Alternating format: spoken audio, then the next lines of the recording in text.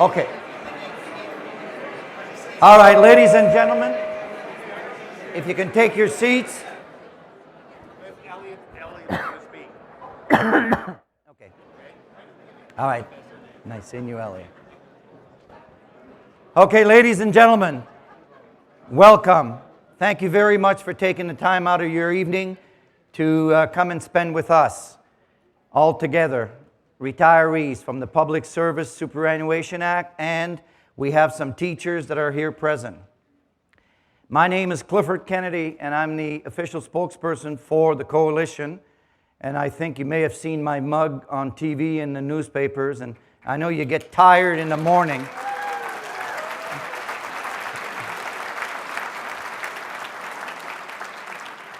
Well, thank you very much for the support. I appreciate it. All right. The people that we have here this evening that represent the coalition are all volunteers. That includes myself and all of the people that you've seen working, helping you, finding seats, or circulating some paper. They're all volunteers and have all...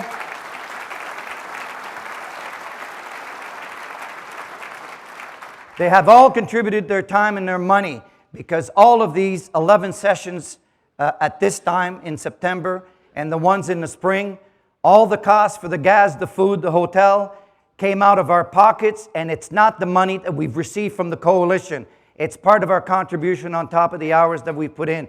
So really, the work that you have done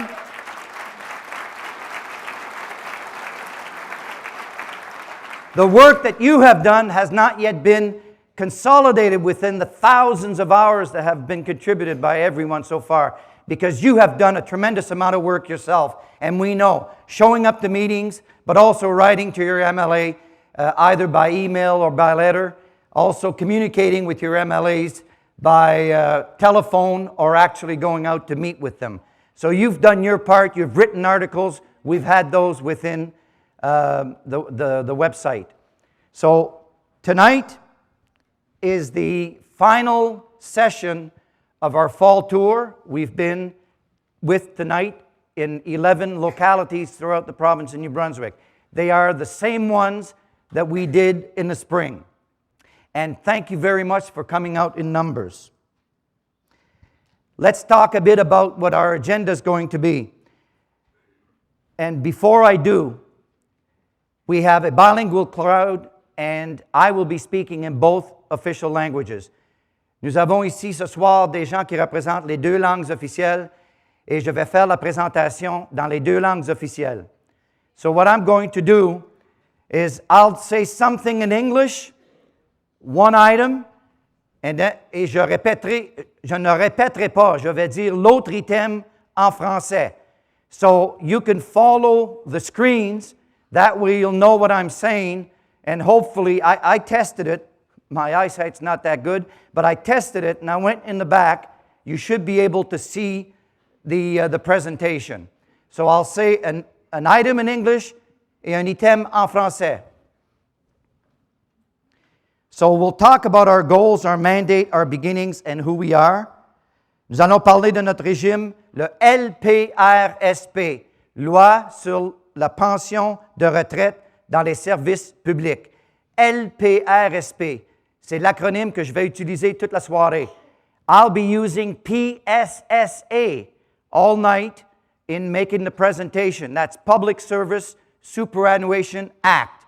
So please remember, I'm not going to repeat the long words. We'll talk about coalition activities and accomplishments. Nous allons discuter du régime de retraite à risque partagé, mais la position gouvernementale, not our position, but the government's position. Our consulting actuary, Robert Blais, is with us this evening, and he'll say a few words, give his observations and the accomplishments within the work that he's done over the last 4 months. Nous allons discuter de la situation légale. We'll talk about fundraising. That's right. And by the way, just because I said that word, don't start leaving. Because we've got some guards at those doors.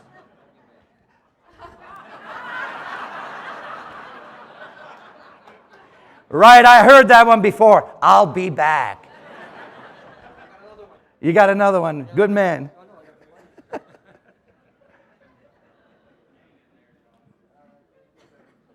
Et nous allons faire le sondage de la coalition. Et le sondage est très important. C'est vous qui allez décider qu'est-ce qui va être la direction future de la coalition. The poll is critical, and we're asking you to write, in other words, circle answers, and you will be giving us the direction in the future.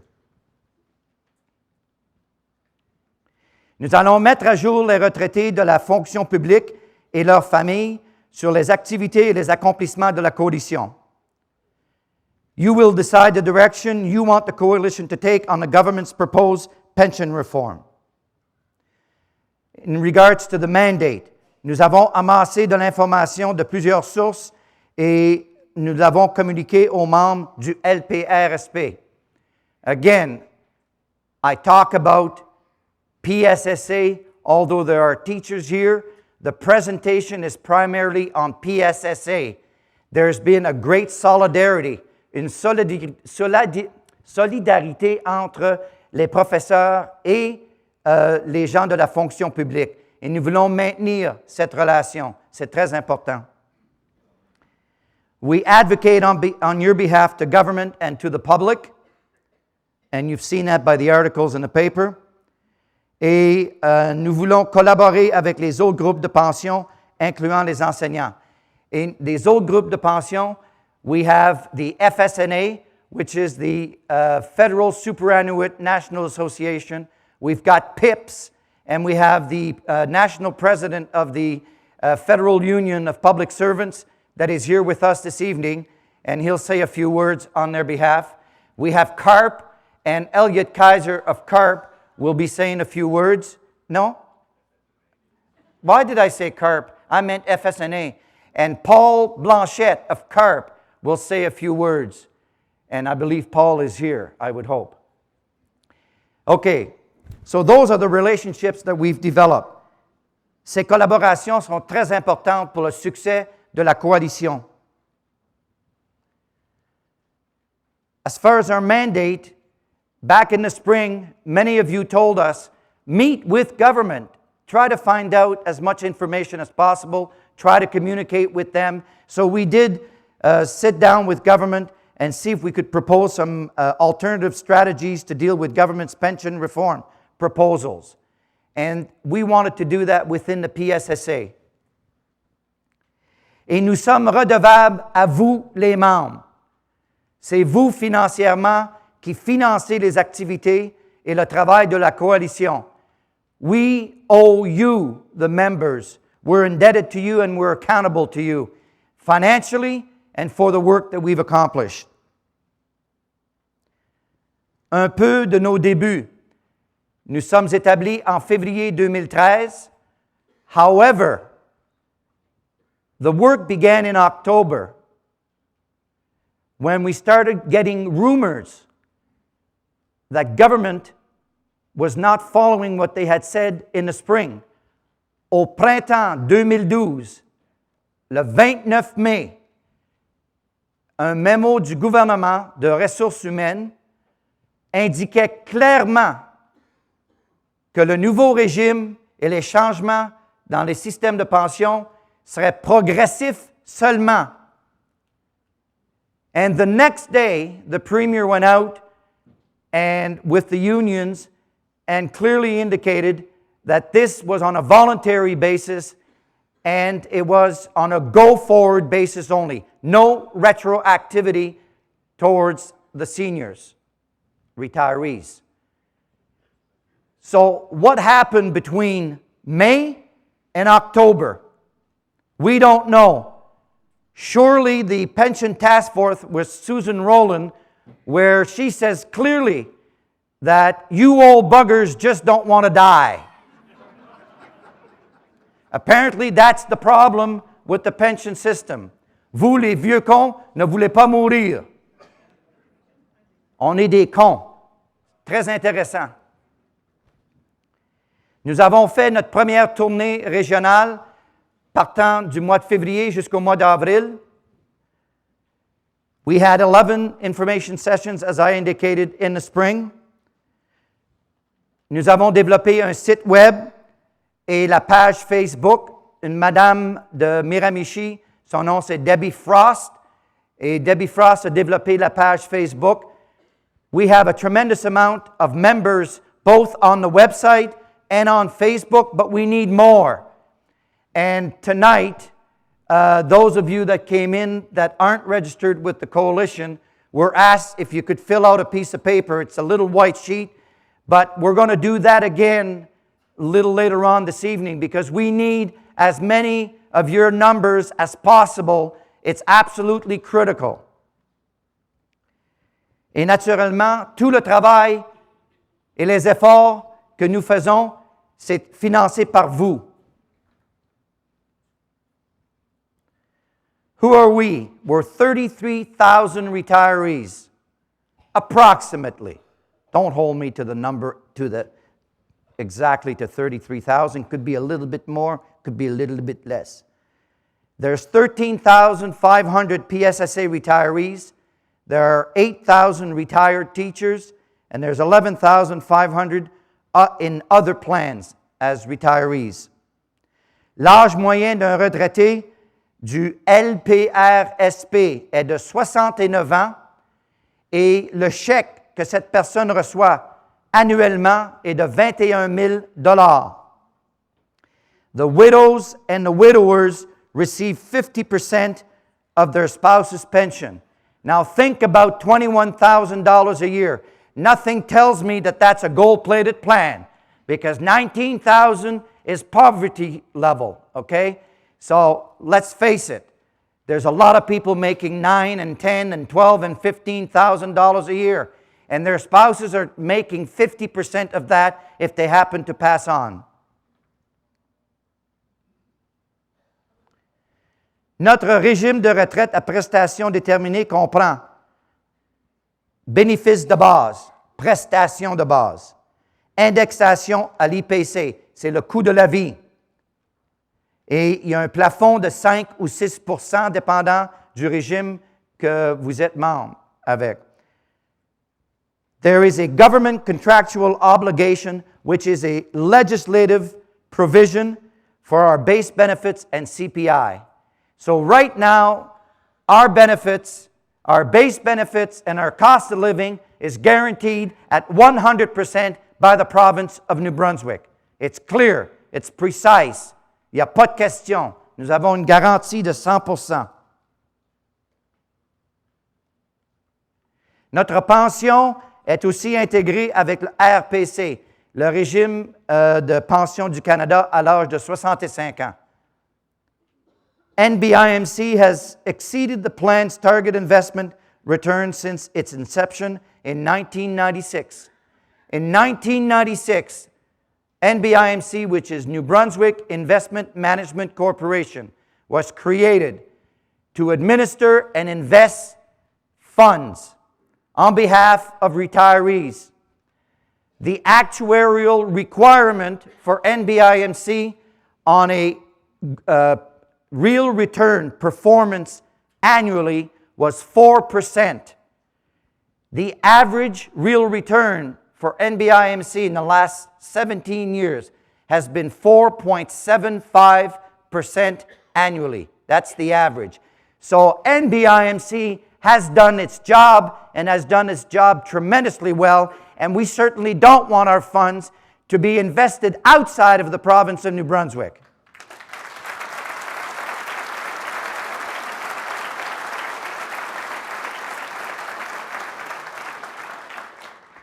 Les personnes avec des programmes de retraite spéciaux ont des contrats individuels avec le gouvernement qui sont garantis à vie, incluant les conjoints. Donc, des personnes qui ont pris des retraites anticipées, comme moi, j'ai pris une retraite anticipée en 2004. Ce contrat est un contrat individuel avec le gouvernement.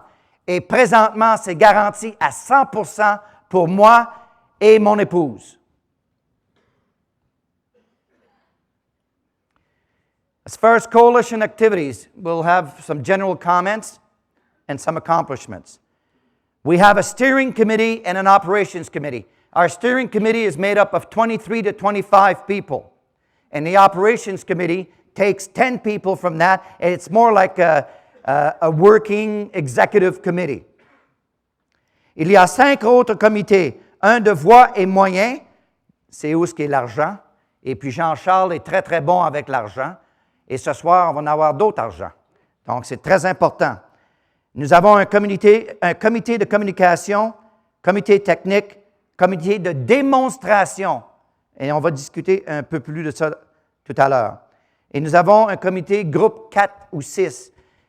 Ces gens-là, c'est les gens avec le plus d'expérience qui font partie de la coalition. These individuals are former superintendent of pensions for the province, former pension lawyers for the province, former and first president of NBIMC, sitting with us, working with us in regards to the coalition. Il y a eu des douzaines de réunions, administrative tasks, hundreds and hundreds and hundreds of hours of administrative work performed by Phyllis, by Greta, by Jean-Charles, and I know I'm forgetting people and I shouldn't be doing this, but the work has been incredible by those people.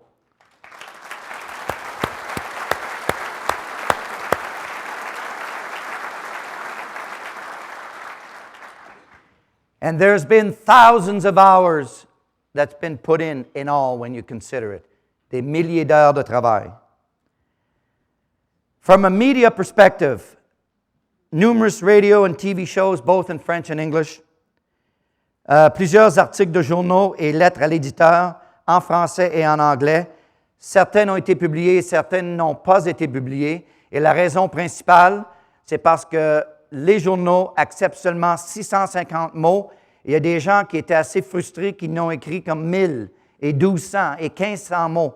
Donc, les journaux n'acceptaient pas les articles qui étaient trop longs ou les lettres.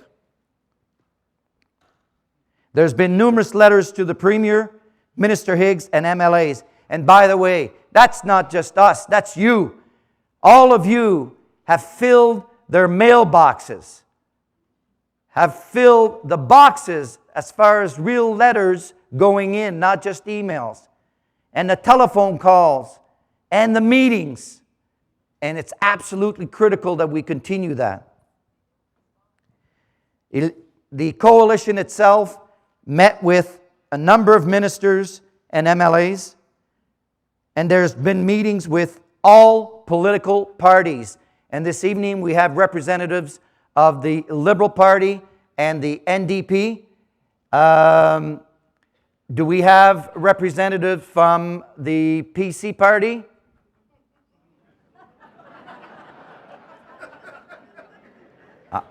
I'm just asking. Don't look at me like that. Do we have representatives from the Green Party? Okay, all right. I'll be calling upon these gentlemen to say a couple words.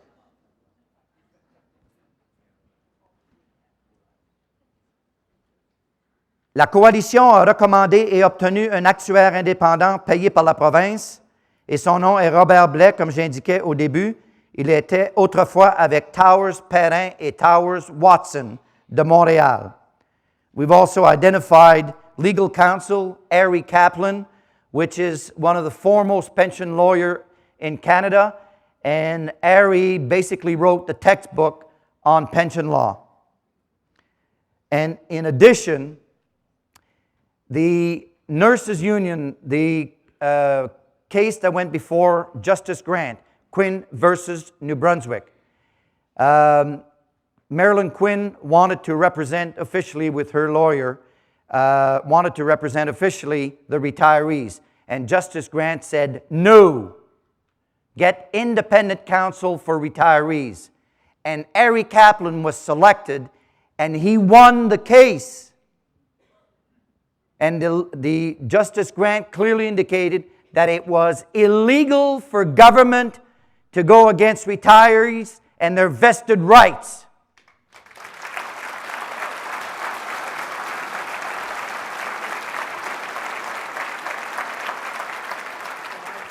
However, government wanted to protect itself, and what they did is they took the Pension Benefits Act, made amendments to the Pension Benefit Act, and put in an immunity clause so they can't be sued. Say that again, I want to hear that. Excellent, thank you very much. Nous allons faire une collecte de fonds pour les opérations et plus tard, si vous nous dites que vous voulez que la coalition fasse X et que ça inclut l'aspect légal, nous allons développer une stratégie pour la collecte de fonds pour l'aspect légal. Tonight, we're going to do naturally our bucket campaign, and that'll be for operations only. We will, in the near future, depending on what you tell us you want us to do, we will have a strategy for a legal fund. The group of 4 or 6, the gentleman and lady that I was talking about earlier, they had multiple meetings with the Premier, the Premier's office, Minister Higgs, Independent Actuary, NBIMC, the Auditor General, and the Government Actuary. Ils ont présenté la position de la coalition demandant que le gouvernement honore 1. Les bénéfices de base, la prestation de base, l'indexation au coût de la vie, et que le modèle de gouvernance actuel est une réussite et on veut la garder.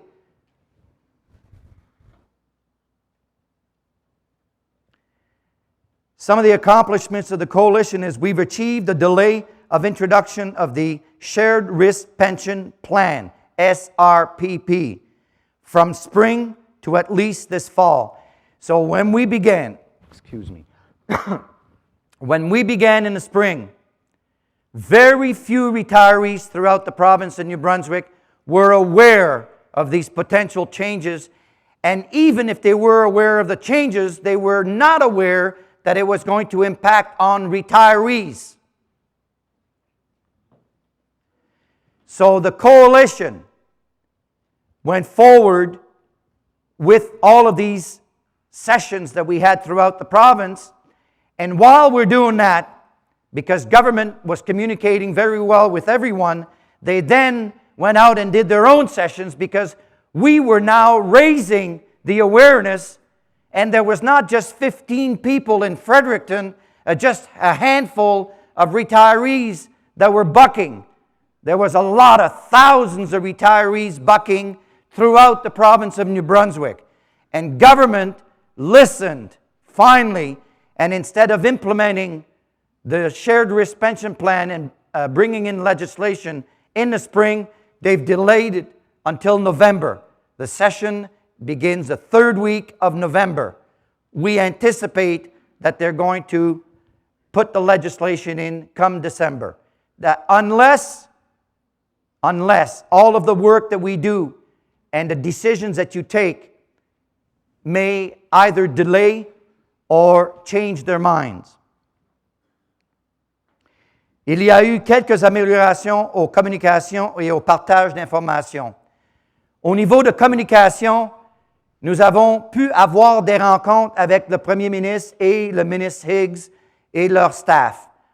Toutefois, il n'y a eu aucun échange d'informations entre la coalition et le gouvernement et vice-versa. Le gouvernement ne voulait pas nous donner de l'information du tout.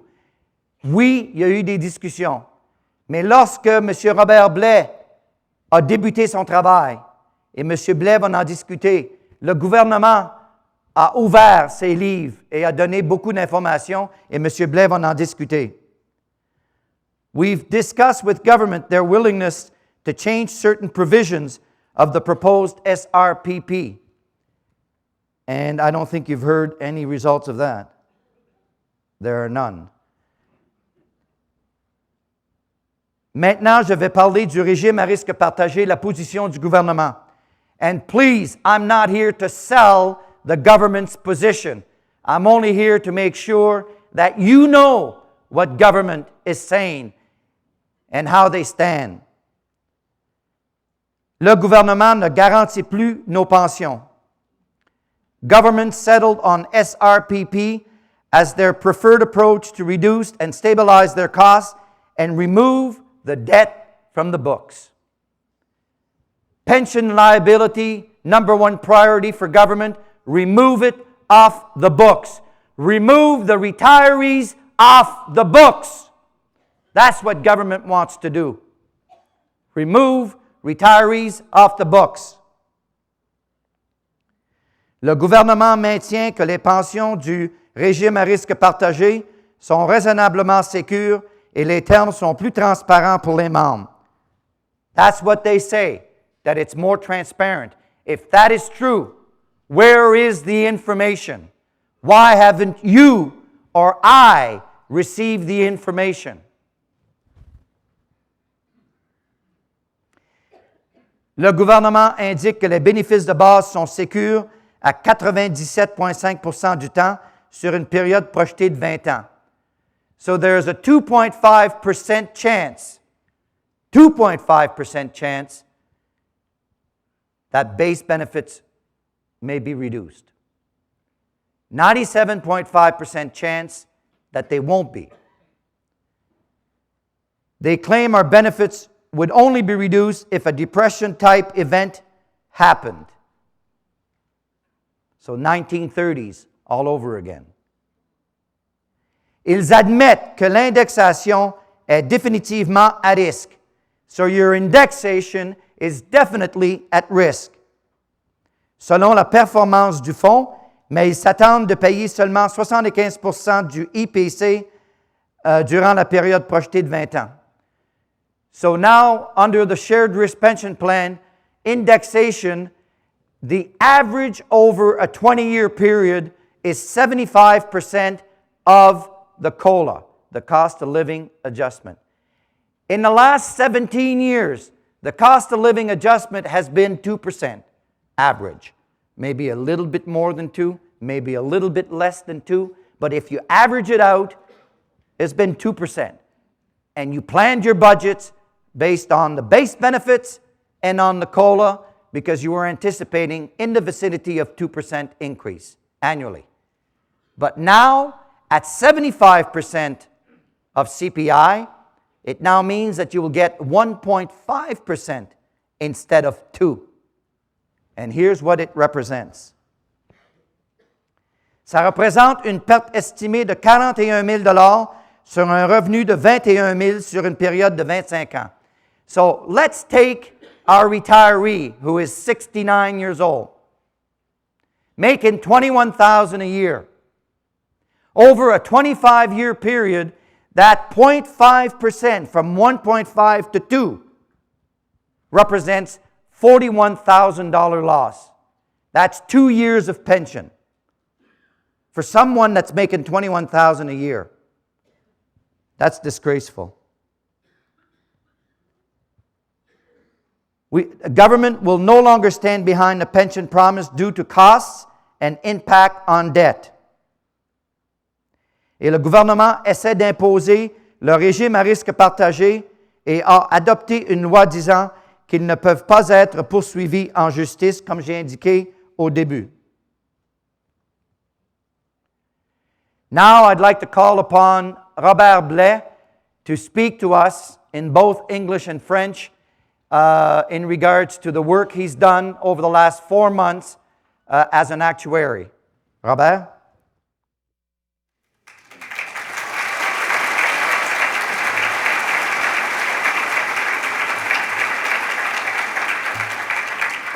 That's what I call a very tough act to follow, I can tell you.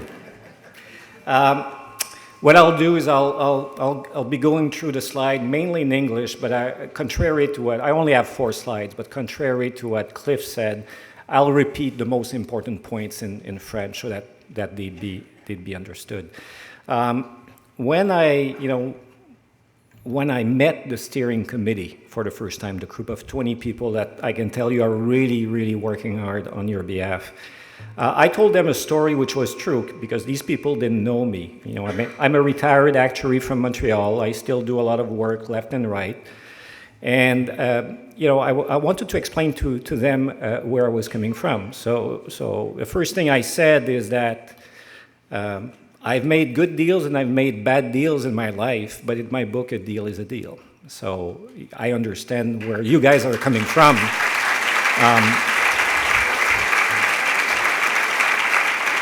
From that perspective. The other thing which was very honest, it was very hypothetical because it didn't happen, but you know, my dad is a civil servant with the city of Montreal, and my dad retired when he was in his around my age, 59. And he's now in his 80s, and he has a fixed, defined benefit pension with fixed indexation like you thought you had, okay? And I told them this very honest, if my dad had received the information you received, he would not sleep at night. He's a very anxious man, and even if we would have told him, Dad, we have money, we can take care of you and all of that, it would have been so anxious because that was not the deal that he retired on. So I do have a lot of empathy for your situation. My job in there, I was hired by the coalition, as Cliff said, paid by the government up to a certain point. My job was not to look at all the questions that you have in mind. I'm an actuary, I'm a numbers man. My job was to make sure, are the numbers that are being thrown around right? Do I agree with the assumptions that were used by the government or their actuaries? I've been in a few of the presentations around the provinces, and some people made very good comment about, for instance, if all the retirees here are now insecure about their spending, what is going to be the cost to the province of retirees not spending as much?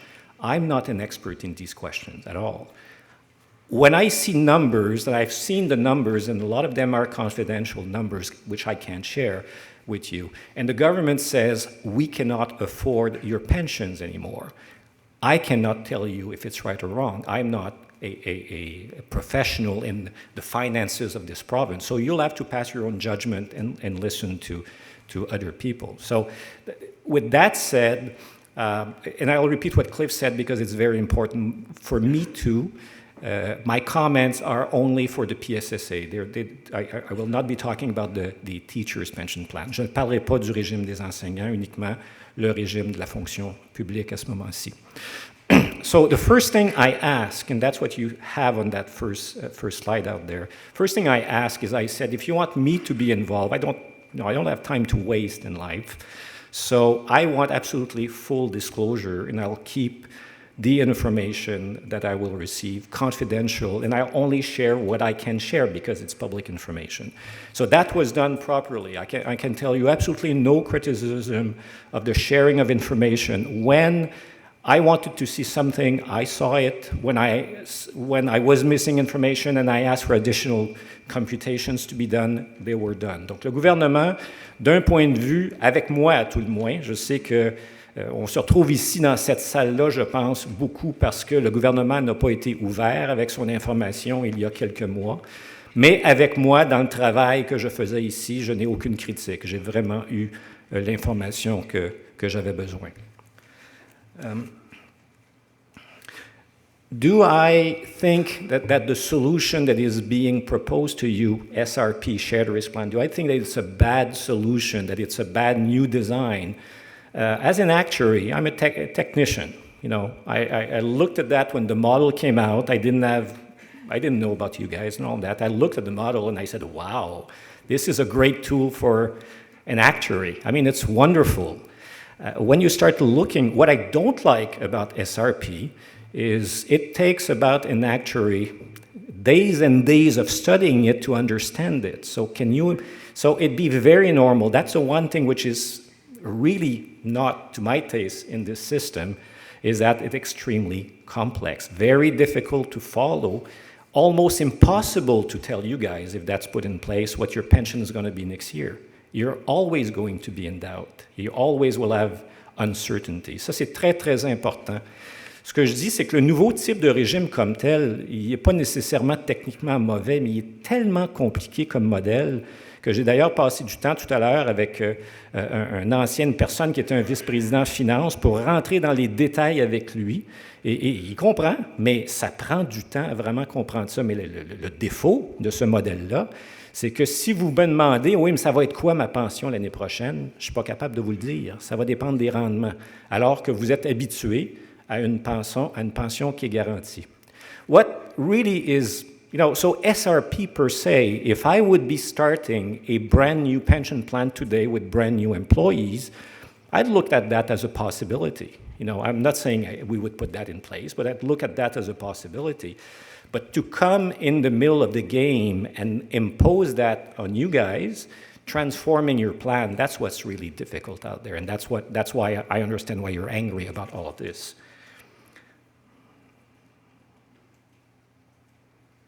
Okay.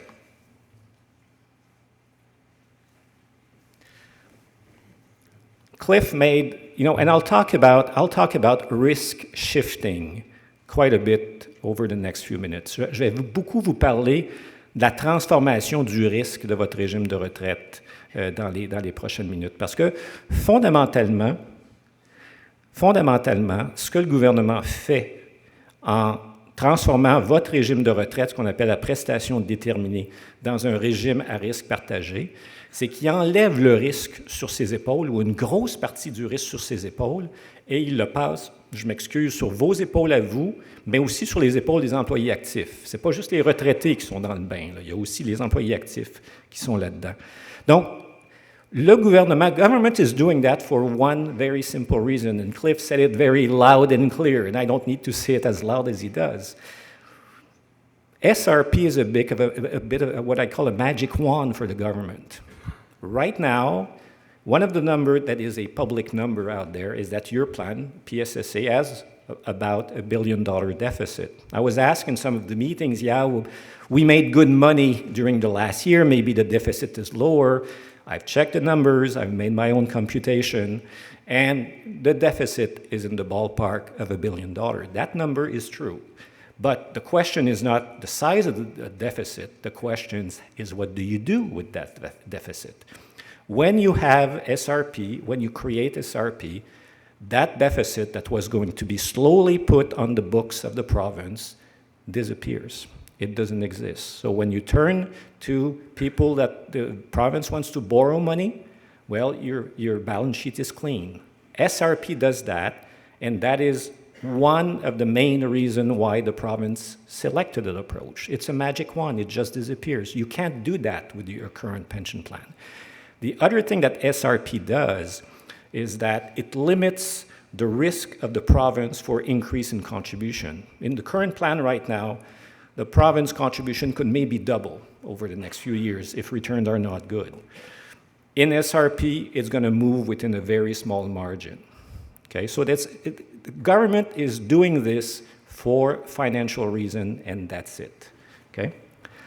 Now, ce que je vais répéter en français, parce que c'est un des points importants, c'est tout à fait fondamental que ce sont des décisions financières de votre gouvernement d'être allé dans cette direction-là. Du jour au lendemain, et je disais en anglais que j'ai évalué, le gouvernement a dit notre régime a à peu près 1 milliard de dettes, 1 milliard de déficit. Est-ce que c'est vrai? Oui, j'ai fait mes chiffres. On est dans ce ballpark-là autour d'1 milliard. La question n'est pas, à ce moment-ci, est-ce que c'est 1 milliard qu'on a, un peu plus, un peu moins? La question, c'est qu'est-ce qu'on fait avec ce déficit-là? Et quand on crée le régime à risque partagé, qu'on est là-dessus, ce milliard de dollars-là qui s'en allait sur les états financiers de la province va disparaître. Et ça, Cliff l'a déjà mentionné. Ceci plus la stabilité des cotisations du gouvernement sont les deux raisons pour lesquelles le gouvernement va là-dessus. Mais comme je vais l'expliquer plus tard, si le gouvernement enlève le risque sur ses épaules, c'est parce qu'il vous le passe à vous autres. If the government is reducing its risk by a big margin, it's because it's transferring that risk to you and to the active folks. Pourquoi est-ce qu'il y a des problèmes dans les régimes de retraite? Bon, je ne répéterai pas ce que Sue Rowland a dit, c'est quand même vrai que les gens vivent plus vieux que ce qui avait été prévu avant. Mais une des raisons fondamentales, et là je ne critique pas le gouvernement conservateur de votre province. Je critique tous les gouvernements dans cette province au fil des années, et je critique les gouvernements au Québec, les gouvernements en Ontario, puis dans beaucoup d'autres provinces. Les gouvernements, quand ils ont regardé leurs obligations dans les régimes de retraite, ils n'ont pas été très conservateurs. C'est un petit peu comme vous autres, si vous dépensiez votre dernière scène de pension sans en mettre un petit peu de côté au cas que l'auto pète ou que le toit coule ou des choses comme ça. Alors, le gouvernement a mesuré ses obligations d'un régime de retraite de façon tout à fait sans réserve, sans protection d'aucune façon. Et quand les choses ont commencé à tourner mal, comme ça a tourné mal depuis quelques années, bien, on se retrouve avec des déficits qui viennent les frapper directement entre les deux yeux. So that's a key point. It's one of the reasons we're having this problem in this province. And it's not, as I said in French, it is not, I'm not criticizing the conservative current government of this province. I'm criticizing the governments over the past few years in this province and others. They're all faced with the same question. They have valued their pension obligation in a way that kept absolutely no margins for bad news. And we got a lot of bad news in pension plan. And if you have a lot of bad news and you didn't keep any reserve, you have the kind of messy situation that we have right now. So that's one of the reasons why we have the problems that we have today. And that at the bottom of the slide, we're talking about life expectancy, but on the other slide, the first comment I was making is talking about the actual assumptions, which are too optimistic. Now, when you switch to SRP, if you're ever stuck going to that plan, and hopefully you won't, but if you ever go to SRP, one of the things that I explain to your steering committee, and I'm explaining to you, is when you establish that new plan, you absolutely want the assumptions put in to be very, very conservative. Why? Because if the assumptions are very conservative when the actuary is making his calculation, and the news are better, you're getting more indexation. So what you want out there is that if they ever start that new plan, you want the government to do it, or the actuary for the government to do it in a very secure way. I've checked what has been done. I have asked my former consulting firm to look into the assumptions. I've asked another independent actuary, friends of mine, to say, are you okay with these assumptions for the new plan, if there's a new plan? And the answer is yes. So you should not be worried about the assumption or the work of the actuary. It's much more the new plan, which is the issue.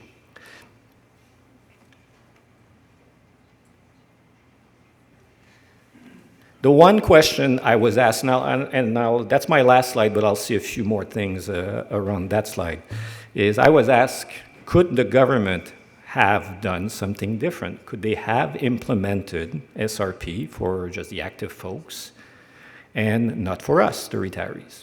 And the answer is technically yes. And I've asked that question from the government, and I've seen some numbers.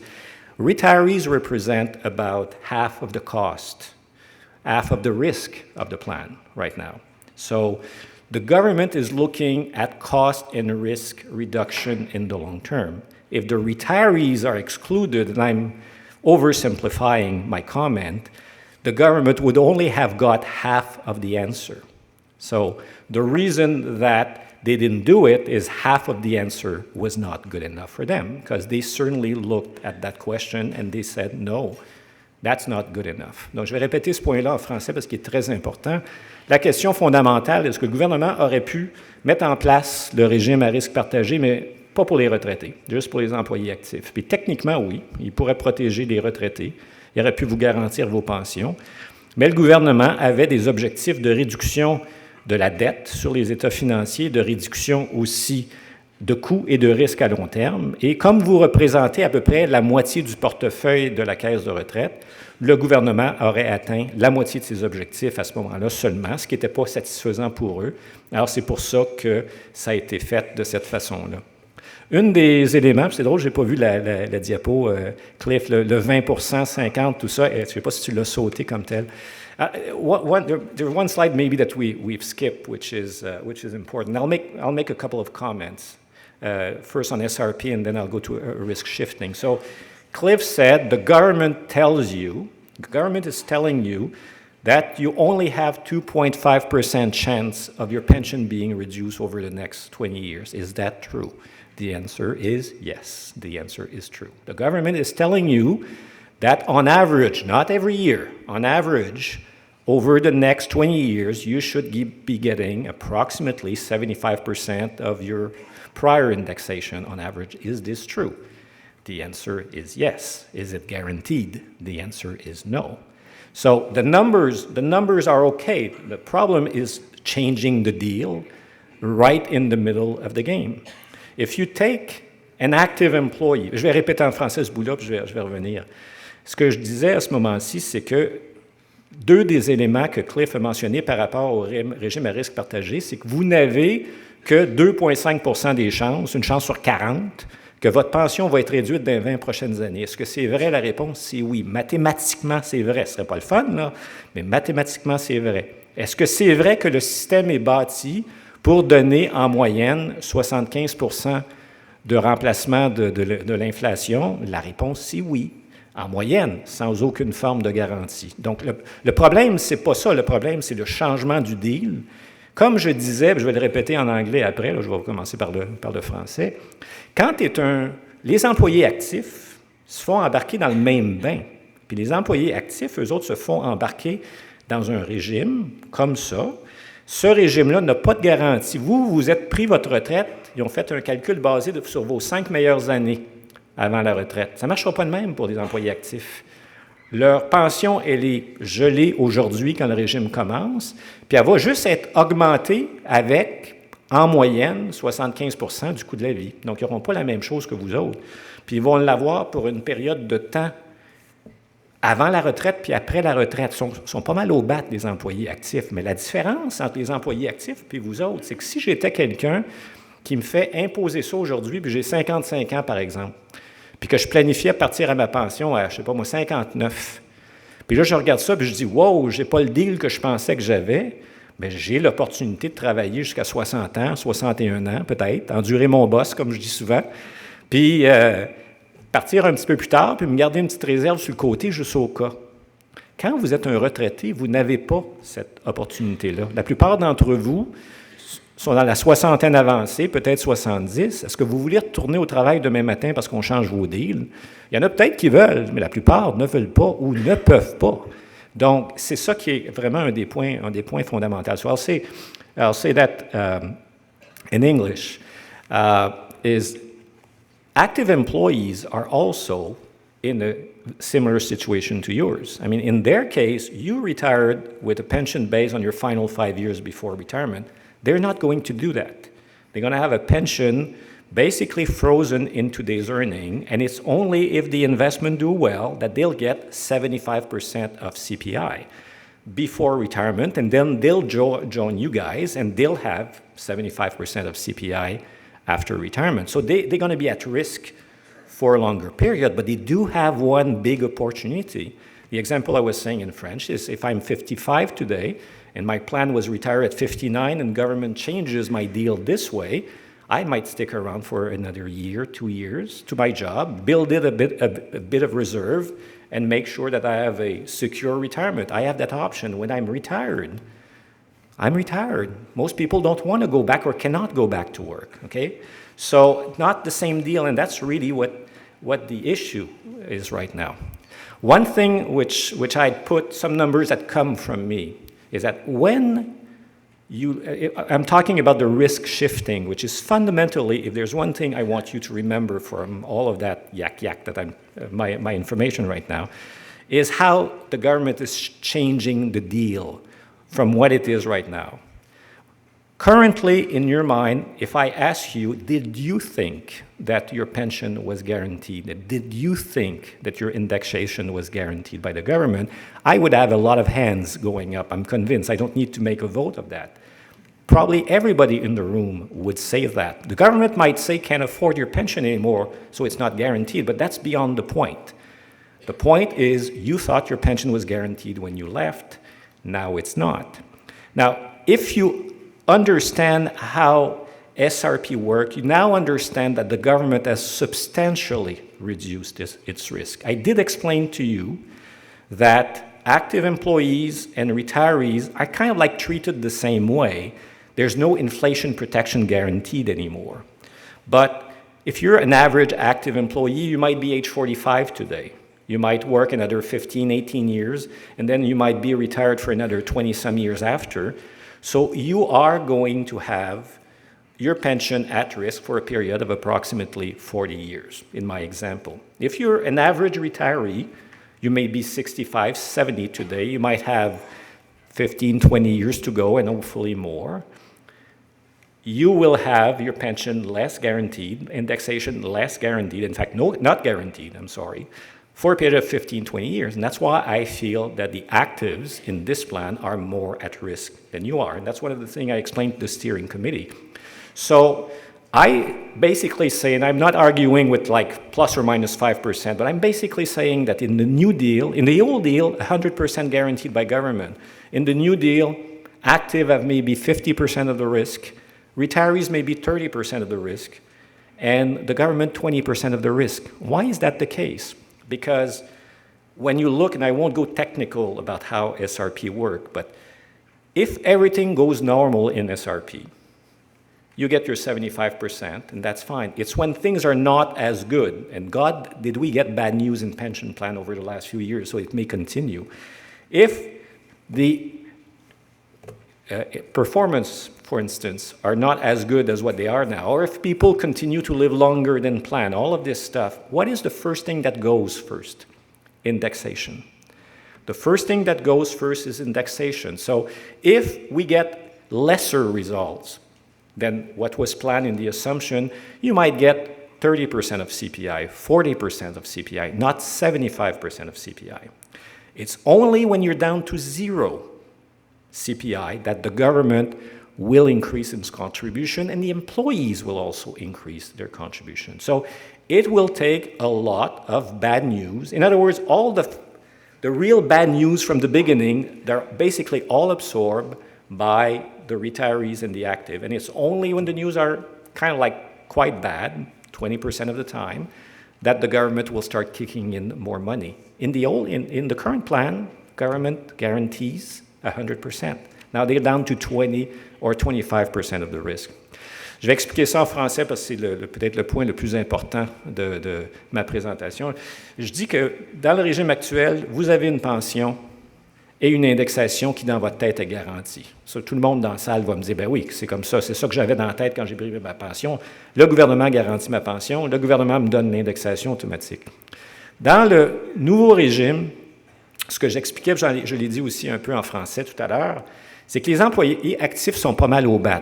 Leur pension, elle est gelée, elle augmente juste avec 75% de l'IPC si ça va bien, avant et après la retraite. Donc, si un employé actif a en moyenne 45 ans, puis qu'il vit jusqu'à 80-85, il va être dans le doute, il va être au risque, comme on dit, 35-40 ans. Vous autres, en moyenne, vous avez 65-70 ans, vous allez vivre, disons, jusqu'à 85 en moyenne, vous êtes là pour 15-20 ans.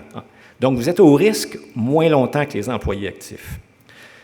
Le gouvernement, lui, il est juste au risque maintenant pour des hausses de cotisation. Mais quand est-ce que ça se passe, les hausses de cotisation? Les cotisations du gouvernement augmentent uniquement quand il n'y a pas assez d'argent pour vous payer de l'indexation. Donc, si on commence à avoir des résultats qui sont moins bons que la moyenne, c'est quoi la première chose qui se passe?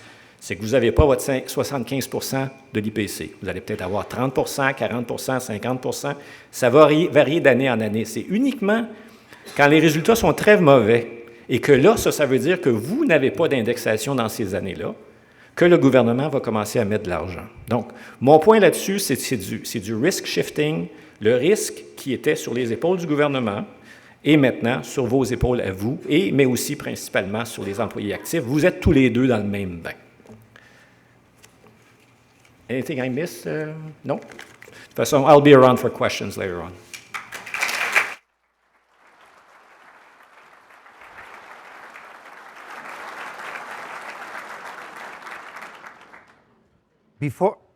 Before I go to the legal situation, I need to tell you something in regards to what government has decided to do. And it's in cooperation with the Pension Task Force. The Pension Task Force under Sue Rowlands has gone to, so they say, to Holland and looked at the Dutch model. And basically, they based the shared risk pension plan designed in New Brunswick, but based on the Dutch model. Dutch have many regimes, many pension regimes, but there are many pension regimes that performed well, extremely well last year, as well as 13.7% return. That's pretty high. But here's what happened. This year, their indexation was eliminated, and their base was reduced by 0.5%. And already projected for next year, no indexation, and their base will be reduced by 1.6%. And that's on a plan that performed at 13.7%.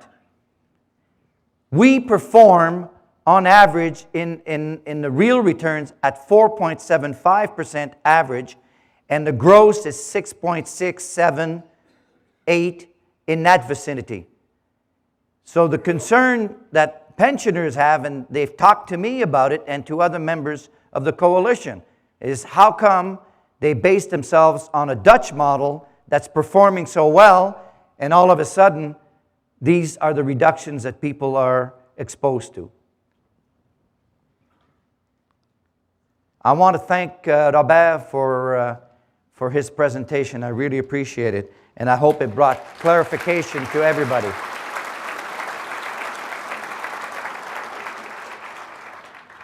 La coalition a retenu les services d'un avocat spécialisé dans les pensions et reconnu à travers le Canada. I talked to you about Ari Kaplan of Koski-Minsky and what he did with Quinn versus New Brunswick and how successful he was. And we are lucky to have retained him, and he has done some work for us already. And I'm going to share some of that information with you in a moment. On the other hand, government has obtained 4 legal opinions which support their actions. In other words, government went out and sought 4 separate opinions to do what they want to do, indicating that it is legal to do, but Justice Grant said it was illegal to do.